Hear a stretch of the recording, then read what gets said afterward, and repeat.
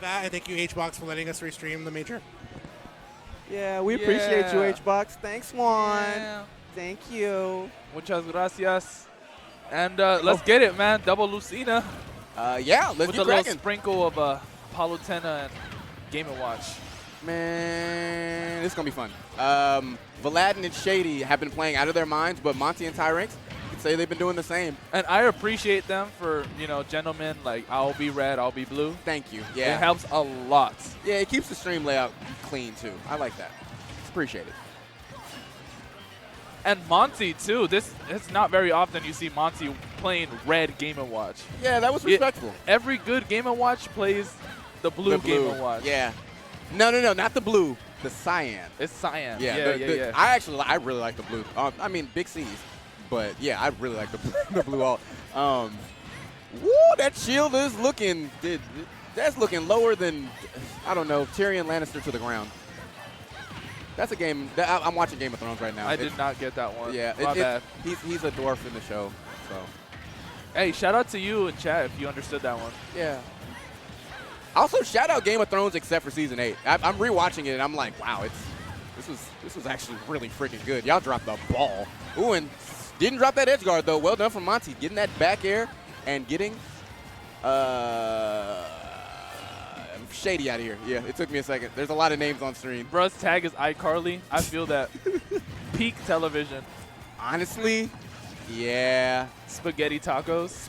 Have you ever had one? I tried one. Just because of iCarly. They kind of smack. I made my own, yeah. So does that back air. Man, back air is the MVP today. Smacks them with the back of your hand. And the red team is living right now. Oh. What? As long as they didn't do it's like he was DIing for a back throw, and I was like, nah, let me bounce you off the ground. There was 2+3 and then 3+2. As long as you get to the same final equation, that's tomato. Come on now. All right, we're seeing a pretty standard neutral, just kind of poking around, and they're choosing to do like separate scraps. Like, I think the name of the game to really take it far in doubles is push your opponents, both of them, to the edge at the same time, I think. Do you pin both of the Lucinas against each other and focus on the Palu and the Game & Watch, or do you separate and let the Lucinas fight the different characters? Let the Lucinas fight the different characters because of the disjoint. I just think Lucina also really has a great matchup spread, so they need to be mobile enough to like adapt just in case something happens with like one of their teammates. They need to be able to get to him quickly, and because of her ground speed and her poking tools, she's going to be able to do that really proficiently. And Monte is still living 182%. This is way past average life expectancy for a Game & Watch. Game & Watch? Oh my God. This is abnormal. Absolutely. Hello, darkness, my old friend. Head ass, yeah. Ooh, oh, and no tech, and what another stock taken. Monte, look. That first stock for Monte definitely worked overtime. Golden. It got retirement. Yeah, that stock for sure has a 401k. That was a 401k stock. Come on. Jinx, you owe me soda. Yeah. That was good. That was really good on Monte. And, I mean, it's what a boon to his teammate, right? Because it's been a little bit difficult, but, you know, Tyranks holding it down on his end, too. Vuhladdin and Shady on their last stock of game number 1. And it feels like, in this case, funny enough, Pokemon Stadium 2 might be the move. You see more like one-on-one interactions between these two, and it's not so much teamwork. You feel me? Not saying that their teamwork is not good, but they see more strength in separating their opponent. Yeah, I agree. However, I do think both of these teams are more privy to actually to counterpick a stage. Ooh. Nair drag down up tilt, not enough to do it. Nope, and more scrapping, but that F tilt on the left side of the stage is going to take it. The restock finally hitting Monte. Let's hope that that life expectancy, jinxed it. They were doing so good. Honestly, kudos. Yeah, kudos to the blue team for doing what seemed to be impossible. They put hands, feet, and scepters on these Game & Watch and Lucina. I'm so proud of you. I love you held it back, bro. I do what I can with what I've got. But not for long, because I will get ratchet when Grand Finals comes. And we might see this team there if they continue playing like that. That was an amazing comeback from Vuhladdin and Shady taking game number 1. Yeah, they really cleaned up their gameplay. They just made it happen towards the end. It was really well done. So now, and see, like we said, both these teams, they will counterpick stages. So they're looking at the back, saying, hey, maybe we want to go to Battlefield, I think would be good for them. Honestly, Battlefield. Either that or Hollow Bastion. I think Battlefield, we haven't seen too much Town and City tonight as well. Too much space. Too much space, you think? I think so. But that'd be really good. What? It's an interesting stage because sometimes it has platforms, sometimes it doesn't. And you're really just mixing it up. I think that would be something that I would strike. But yeah, actually, it would be pretty good because Monte gets a lot of edge guarding kills. So those back airs are going to kill way earlier than they usually do. So possibly. Not actual events. Thank you again for 2 gifted subs to the viewers. You are appreciated. That is 102 subs. Bruh, 102 sub money. I might be able to get that Tesla we were talking about earlier. No way. Gifted 4,000 subs? Yeah, production just let us know that Not Actual Events has actually gifted in total now 4,000 subs. What was it? Not Actual Events? NAEs in chat, or Ns in chat. Yeah, put some Ns in chat because he's going absolutely stupid. Oh my gosh. Stupid, absolutely dummy.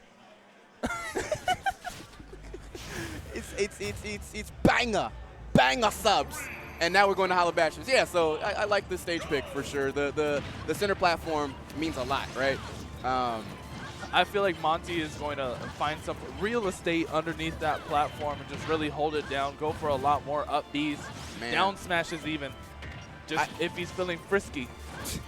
A Game & Watch feeling frisky is gross. That's gross. I don't ever want my 2D characters to feel in the mood to do something. All right, great berry there and better DI keeping him alive. Shady got off to a pretty rough start, but so did Red Team. I mean, the battle is, as you said, it's going to be for that middle platform. That real estate is so good, and they're doing their utmost, but uh-oh. I like that up B. You know, reset the edge guard situation for sure. Yeah.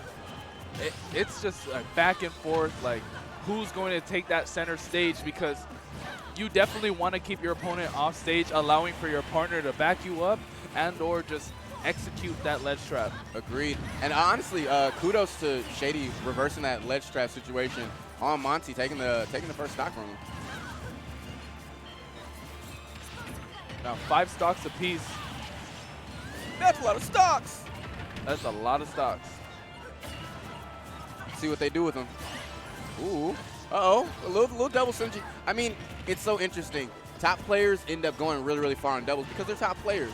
But it's really cool to see, like, nuances of people that specifically only play doubles come out in, like just random instances. Doubles is like that, where there's a lot of players that are like, nah, I don't like playing singles. I like playing doubles. It feels more interesting. Yeah. More power to you. There's a lot more on the line, too. People like teamwork, companionship. It feels more worth it when you win with somebody else kind of thing. You know what I mean? I agree. I hadn't even thought about that. That was eloquently said. Back air sending Monte back off stage. A completely even game here. And, man, definitely respecting that grab. Like, yo, get me out of here because this could get ugly really fast.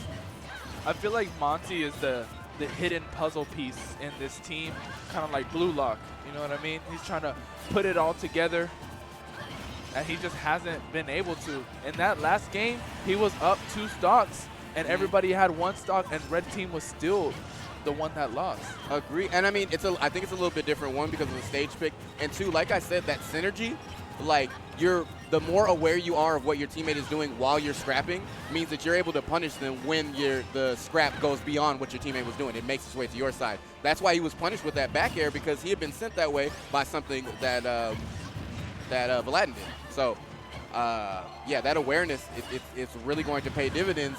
You got to be on top of it, which is looking like the Red Team is. Or excuse the Blue Team. Blue Team. Yeah. Yeah, yeah, they're a little confusing. They're both at really high percentages, though. Yeah. It's an opportunity for Monte and Tyranks to actually make this one apiece. Yeah, and honestly, this is a great time to see if Tyranks can get some extra credit because, man, Monte with a very fresh stock. He got that from Sprouts. From Sprouts? Absolutely. The farmer's market? This is the sort of stock that says that gentrification is coming. Oh, that's how you know Game & Watch lives in a nice neighborhood. I ain't got no Sprouts in my Nah, Game & Watch for sure. Nah, never mind. I don't want you two to eat me up. There's a joke there. I'm just not going to make it. Yeah, some up tilts, some up airs, some fairs, some aerials. This is when the game gets tense and doubles, you feel me? Everybody on that last stock trying to make stuff happen. Okay. Lucina's actually choosing the scrap right now, which is interesting. Lucina on Lucina violence. Damn. On guard.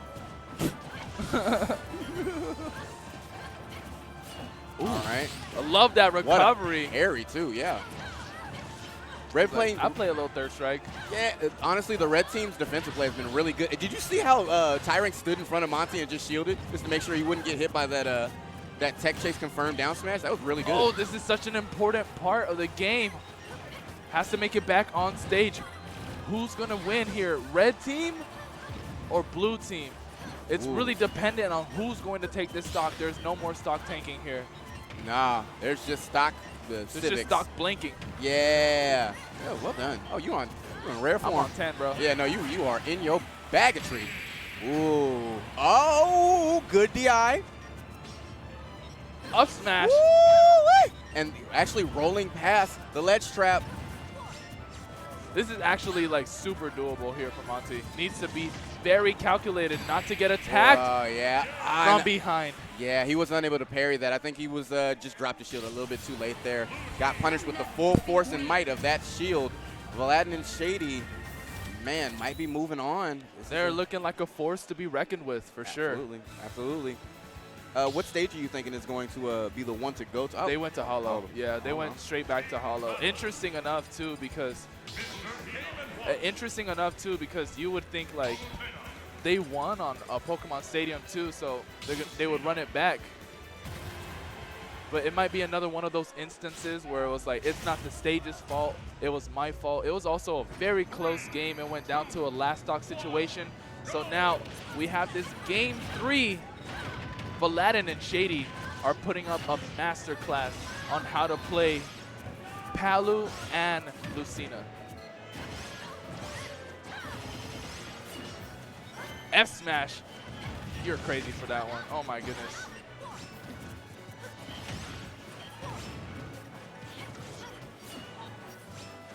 All right, holding it down. Red team taking control of that center stage. Blue team has yet to find a moment of relaxation.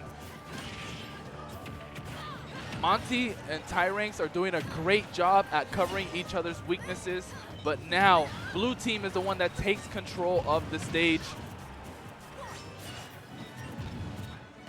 Ooh, I'm not sure what happened with that stock, but Tyranks already losing his stock super early.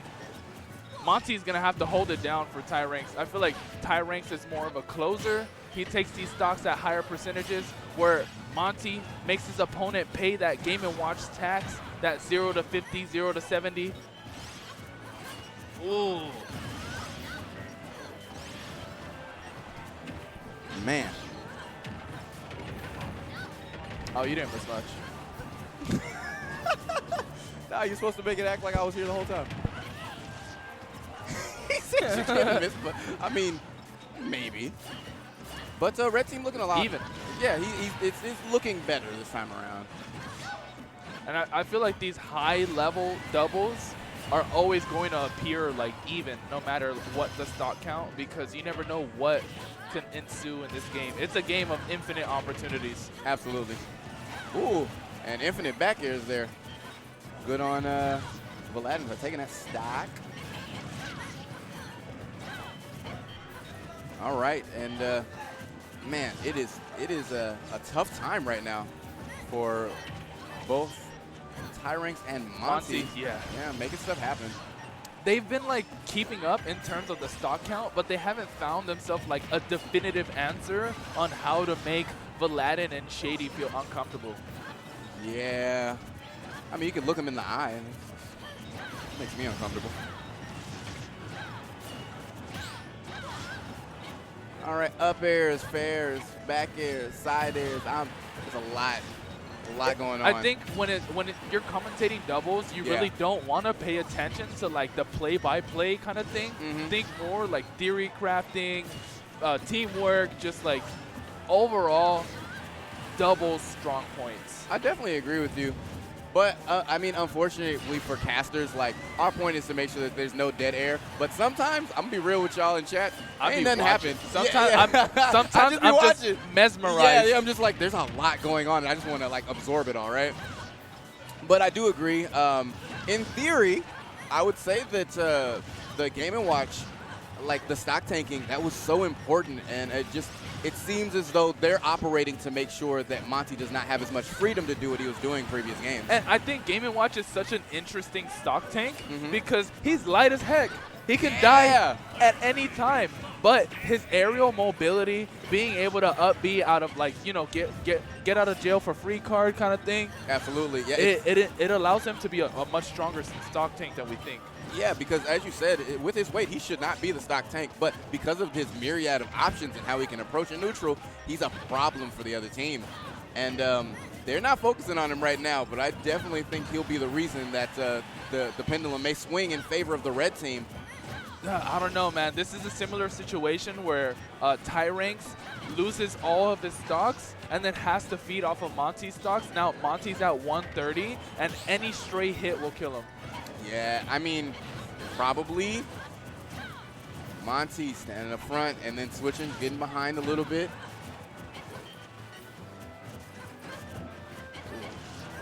Looking for a falling up. Oh, and unfortunately, catch him dashing back. Yeah. Now, caught him trying to retreat the ledge. Blue team sitting comfortably. This might be a 3-0 and a handshake, to be honest. Yeah, it's not looking Jover, but I don't know. You might be able to wrap it up at this point. Hang it up. Flat screen. Flat screen, man. That screen better be a Pixio. See, that's what I'm talking about, man. Elegant, professionalism. We love it. All right, man. Tyranks doing his best at ledge, fighting. Ooh. Ooh. Yeah, the late hitbox of that doesn't kill. Excuse me? You were covered in light, but. Oh, that.